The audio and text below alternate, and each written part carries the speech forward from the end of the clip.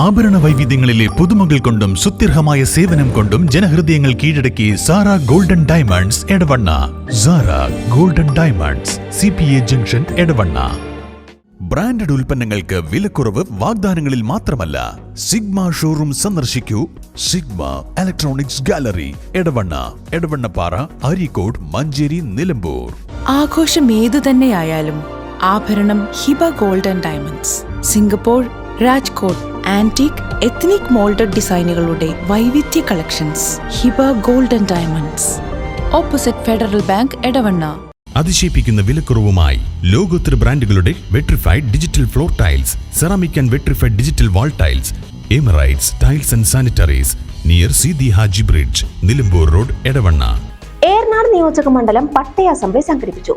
എല്ലാവർക്കും ഭൂമി, എല്ലാ ഭൂമിക്കും രേഖ, എല്ലാ സേവനങ്ങൾക്കും സ്മാർട്ട് എന്ന സർക്കാർ ലക്ഷ്യം യാഥാർത്ഥ്യമാക്കുന്നതിന്റെ ഭാഗമായാണ് എടവണ്ണയിൽ പട്ടയ അസംബ്ലി സംഘടിപ്പിച്ചത്. ഏറനാട് MLA PK ബഷീർ അധ്യക്ഷനായിരുന്നു. എടവണ്ണ പത്തപ്പിരിയം BA കൺവെൻഷൻ സെന്ററിലാണ് പട്ടയ അസംബ്ലി ചേർന്നത്.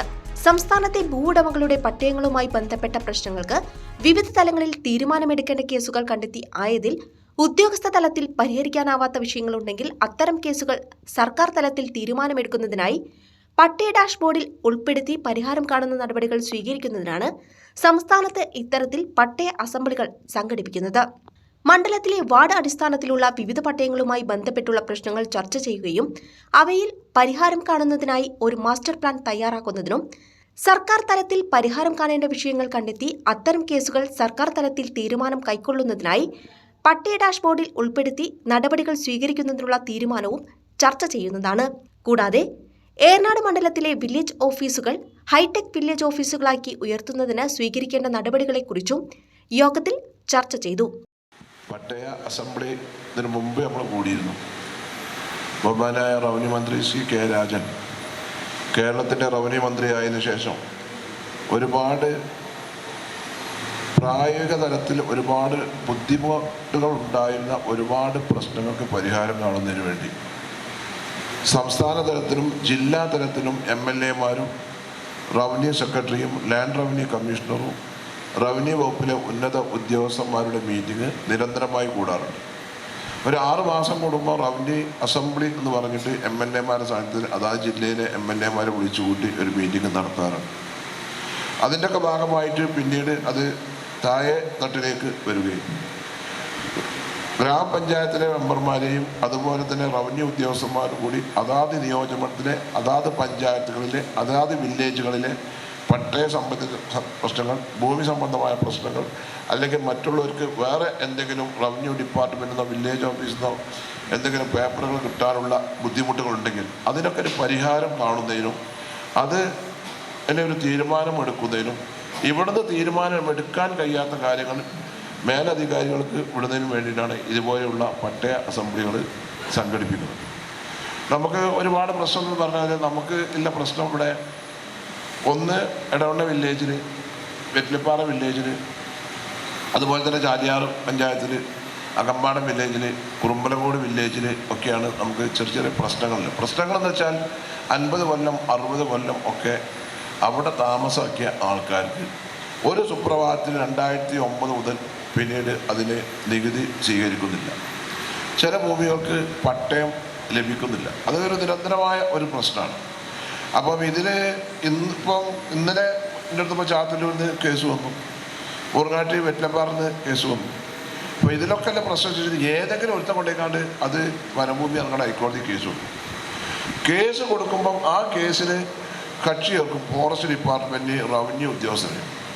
അവൻ വലിയ ബുദ്ധിപരമായിട്ട് എന്ത് ചെയ്യും, ഇതിന് അവിടെ താമസിക്കുന്ന ആൾക്കാരെ കക്ഷി ചേർക്കില്ല. ഹൈക്കോടതിയിൽ പോയിട്ട് എന്താണ് പറയണത് വനഭൂമി കയ്യേറി എന്നാണ് പറയുന്നത്. കോടതിയിലെ ജഡ്ജി എന്താണ് അതാണ് കേൾക്കുന്നത്. അപ്പോൾ അവർക്ക് താളിച്ചുകൊണ്ട് നിന്നെടുക്കും ആര്, ഫോറസ്റ്റ് ഡിപ്പാർട്ട്മെൻറ്റ്. അപ്പോൾ എതിർക്കുന്ന ഒരു വിഭാഗം ആരാണ്, റവന്യൂ വകുപ്പ് ഉദ്യോഗസ്ഥന്മാർ. അപ്പോഴേക്ക് കോടതി എന്ത് ചെയ്യും, ഈ ഫോറസ്റ്റുകാരെ അഭിപ്രായം കേട്ടുകാണ്ട് ഇവരൊക്കെ ഉടൻ ഇറക്കണം എന്ന് പറയും. അപ്പോൾ ഇതിന് ഇപ്പോൾ ഇവിടെ പഞ്ചായത്ത് മെമ്പർ ഈ ആൾക്കാരെ കൊണ്ടുവരുന്നതൊക്കെ ആ കോടതിയിലെ കേസിൽ നേരത്തെ തഹസിൽദാർ ശ്രീ മുകുന്ദൻ ഇവിടെ സൂചിപ്പിച്ചതുപോലെ അതിനൊരു കക്ഷിയായിരുന്നു. ഏറനാട് തഹസിൽദാർ M. മുകുന്ദൻ, എടവണ്ണ ഗ്രാമപഞ്ചായത്ത് പ്രസിഡന്റ് T. അഭിലാഷ്, കാവന്നൂർ ഗ്രാമപഞ്ചായത്ത് പ്രസിഡന്റ് ഉസ്മാൻ, ചാലിയാർ ഗ്രാമപഞ്ചായത്ത് പ്രസിഡന്റ് മനോഹരൻ, അരീക്കോട് ഗ്രാമപഞ്ചായത്ത് പ്രസിഡന്റ് നൌഷർ കല്ലട, കീഴുപറമ്പ് ഗ്രാമപഞ്ചായത്ത് president V P Safiya, Urangattiri ഗ്രാമപഞ്ചായത്ത് പ്രസിഡന്റ് ജിഷ, കുഴിമണ്ണ ഗ്രാമപഞ്ചായത്ത് president Rajani, deputy tahsildar N V Mariyuma തുടങ്ങിയവർ സംസാരിച്ചു. ഏറനാട് മണ്ഡലത്തിൽ ഉൾപ്പെട്ടുവരുന്ന ത്രിതല പഞ്ചായത്തുകളിലെ ജനപ്രതിനിധികളും മറ്റ് തിരഞ്ഞെടുത്ത ജനപ്രതിനിധികളും മറ്റ് ഉദ്യോഗസ്ഥരും പങ്കെടുത്തു. വകുപ്പ് നടപ്പിലാക്കിക്കൊണ്ടിരിക്കുന്ന ഏറ്റവും സവിശേഷമായ ഒരു പരിപാടിയായിട്ടാണ് ഈ പട്ടയ അസംബ്ലിയും അതിനെ തുടർന്ന് നടത്തുന്ന പട്ടയ മേളകളും. ഒട്ടനവധി ആളുകൾക്ക് നമുക്ക് ഇതിനോടൊപ്പം തന്നെ പട്ടയം നൽകുന്നതിന് പട്ടയമേളയിലും അല്ലാതെയും നമുക്ക് സഹായിച്ചിട്ടുണ്ട്.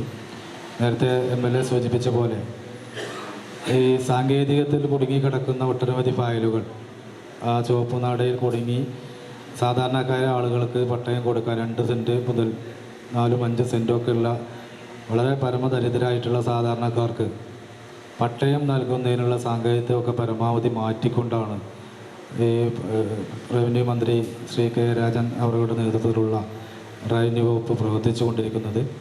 തീർച്ചയായും ഇന്ന് ഇടവണ്ണയുമായി ബന്ധപ്പെട്ടിട്ടുള്ള പ്രശ്നങ്ങൾ നേരത്തെ ബഹുമാനപ്പെട്ട MLA സൂചിപ്പിച്ചു.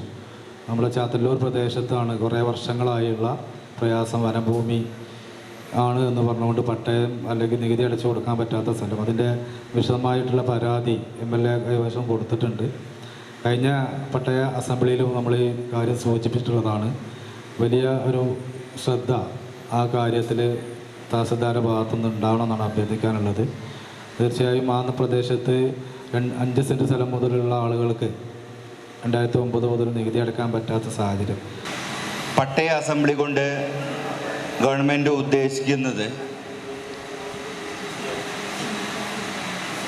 ഈ വർഷം കൊണ്ട് കേരളത്തിലെ മുഴുവൻ ജനങ്ങൾക്കും പട്ടയം കൊടുത്ത് ഈ പട്ടയം കൊടുക്കുന്ന ലാൻഡ് ട്രിബ്യൂണലുകളുടെ പ്രവർത്തനം അവസാനിപ്പിക്കണമെന്നാണ്. കഴിഞ്ഞ മാസം ബഹുമാനപ്പെട്ട റവന്യൂ മന്ത്രി മലപ്പുറത്ത് നടന്ന പട്ടയമേളയിൽ പ്രഖ്യാപിച്ചത് ഈ വരുന്ന 2026 ജനുവരി 1 കേരളത്തിൽ ഇന്ന് നിലവിൽ അവശേഷിക്കുന്ന ലാൻഡ് ട്രിബ്യൂണലുകൾ മുഴുവൻ അതിൻ്റെ പ്രവർത്തനം അവസാനിപ്പിക്കാൻ പോവുകയാണ്. ആഭരണ വൈവിധ്യങ്ങളിലെ പുതുമകൾ കൊണ്ടും സുത്യർഹമായ സേവനം കൊണ്ടും ജനഹൃദയങ്ങൾ കീഴടക്കി Sara Golden Diamonds Edavanna. Sara Golden Diamonds, CPA junction Edavanna. Branded ഉൽപ്പന്നങ്ങൾക്ക് വിലക്കുറവ് വാഗ്ദാനങ്ങളിൽ മാത്രമല്ല. സിഗ്മ ഷോറൂം സന്ദർശിക്കൂ. Sigma Electronics Gallery, Edavanna, Edavannappara, Areekode, Manjeri, Nilambur. ആഘോഷം ഏതു തന്നെയായാലും ആഭരണം Hiba Golden Diamonds. Singapore, Rajkot antique ethnic moulded ഡിസൈനുകളുടെ വൈവിധ്യ collections. Hiba Golden Diamonds, opposite Federal Bank, Edavanna. അതിശയിപ്പിക്കുന്ന വിലക്കുറവുമായി ലോകോത്തര ബ്രാൻഡുകളുടെ vitrified digital floor tiles, ceramic and vitrified digital wall tiles, Emirates tiles and sanitaries, near Seethi Haji bridge, Nilambur road, Edavanna.